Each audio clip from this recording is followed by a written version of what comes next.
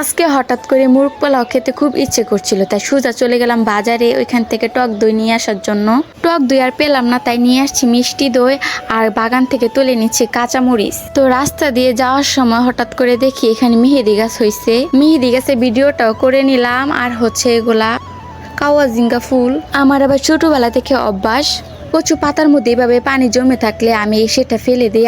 আর ওই যে দেখতে পাচ্ছ এগুলো হচ্ছে আমার প্রিয় শাক। তো আজকে আমাদের বাসায় রান্না হয়েছে খাসির মাংস, আমার আম্মু রান্না করছে। আম্মুকে বলছিলাম এখানে আস্ত রসুন দিতে, আস্ত রসুন খেতে আমার খুবই ভালো লাগে। এর সাথে যখন মাখাই তখন কি যে ভালো লাগে। যাই হোক, তোমরা আবার দেখা লুল ফালাইও না। তখন এই মুহূর্তে একটা টিনের উপর শব্দ হলো, তো আমি দৌড়ে বাসার পিছনে আসছি। তখন আয়সা থেকে একটা আম পড়ে আছে, তো আমটা নিয়ে বাসায় চলে গেলাম। যারা আমাদের কাছে আম খাইছে এবং জানে আমি সাইজ কিরকম, যে বিশ্বাস করব না করলে নাই, তাতে আমার কিছু যায় আসে না। তো অবশেষে মুরগ পোলাও রান্না শেষ, আমার বড় বোন রান্না করছে, খেতে খুবই মজা হয়েছে। তোমরা না খেলে বুঝতে পারবা না। ধন্যবাদ।